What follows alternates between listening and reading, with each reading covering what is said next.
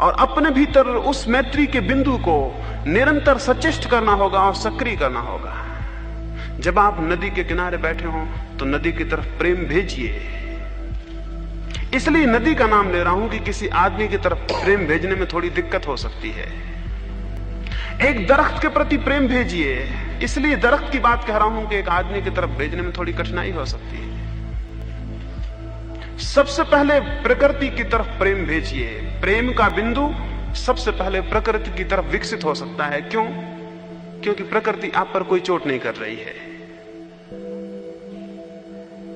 पुराने दिनों में अद्भुत लोग थे,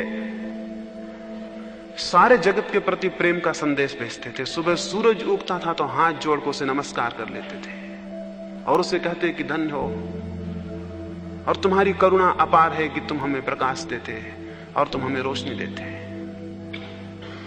ये पूजा कोई पैगनिज्म नहीं था, ये पूजा कोई नासमझी नहीं थी। इसमें अर्थ थे, इसमें बड़े अर्थ थे।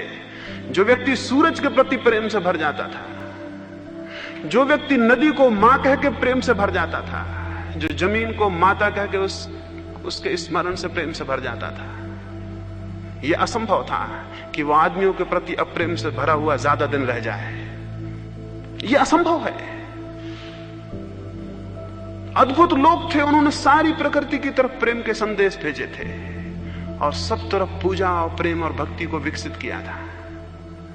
जरूरत है इसकी, अगर प्रेम का अंकुर भीतर पैदा करना है तो सबसे पहले उसका संदेश प्रकृति की तरफ भेजना होगा। हम तो ऐसे अजीब लोग हैं कि रात पूरा चांद भी ऊपर खड़ा रहेगा और हम नीचे बैठ के ताश खेलते रहेंगे और रमी खेलते रहेंगे और हम हिसाब किताब लगाते रहेंगे कि 1 रुपया हार गए हैं या 1 रुपया जीत गए हैं, और चांद ऊपर खड़ा रहेगा और प्रेम का एक इतना अद्भुत अवसर व्यर्थ खो जाएगा। चांद आपके उस केंद्र को जगा सकता था। अगर चांद के पास 2 क्षण मंत्र मुग्ध बैठ के आपने प्रेम का संदेश भेजा होता तो उसकी किरणों ने आपके भीतर कोई सक्रिय कर दिया होता, कोई तत्व, और आप प्रेम से भर गए होते। चारों तरफ मौके हैं, चारों तरफ मौके हैं। पूरी प्रकृति बहुत अद्भुत चीजों से भरी हुई है, उनके तरफ प्रेम करिए। और प्रेम का कोई भी मौका आ जाए उसे खाली मत जाने दीजिए, उसका उपयोग कर लीजिए। उसका उपयोग इसलिए कि अगर रास्ते से आप जा रहे हैं और एक पत्थर पड़ा है तो उसे हटा दीजिए। ये बिल्कुल मुफ्त में मिला हुआ उपयोग है जो आपके जीवन को बदल देगा। ये बिल्कुल सस्ता सा काम है। इससे सस्ती और साधना क्या होगी कि आप रास्ते से निकले हैं और एक पत्थर पड़ा था और आपने उठा के उसे किनारे रख दिया है। न मालूम कौन अपरिचित वहां से निकलेगा और न मालूम कौन अपरिचित उस पत्थर में चोट खाएगा। आपने प्रेम का एक कृत्य किया है। मैं आपको इसलिए कह रहा हूं, बड़ी छोटी छोटी बातें जिंदगी में प्रेम के तत्व को विकसित करती हैं।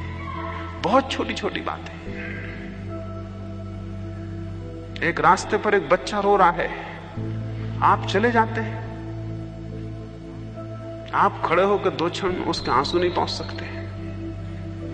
अब्राहम लिंकन एक सीनेट की बैठक में अपनी जा रहा था, बीच में एक सूअर फंस गया एक नाली में। वो भागा हुआ गया और उसने कहा कि सीनेट को थोड़ी देर रोकना, मैं अभी आया।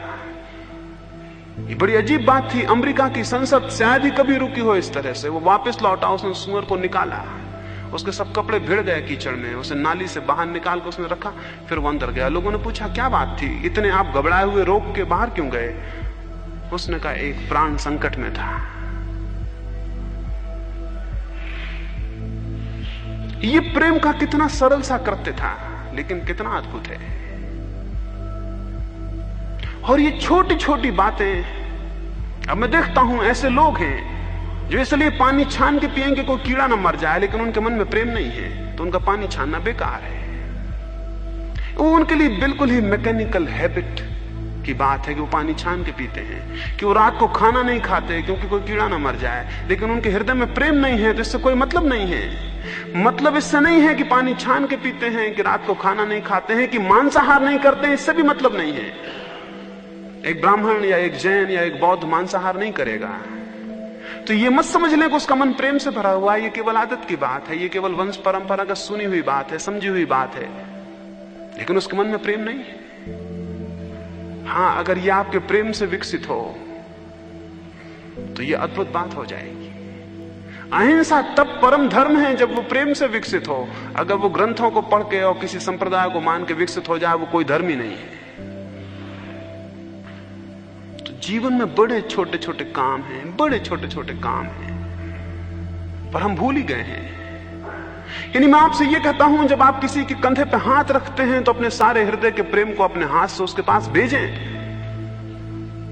अपने सारे प्राण को, अपने सारे हृदय को उस हाथ में संकलित होने दें और जाने दें, और आप हैरान होंगे वो हाथ जादू हो जाएगा। और जब आप किसी की आंख में झांकते हैं तो अपनी आंखों में अपने सारे हृदय को उड़ेल दें, और आप हैरान हो जाएंगे, वो आंखें जादू हो जाएंगी और वे किसी के भीतर कुछ हिला देंगी। न केवल आपका प्रेम जागेगा, बल्कि हो सकता है कि दूसरे के प्रेम जगने के भी आप उपाय और व्यवस्था कर दें।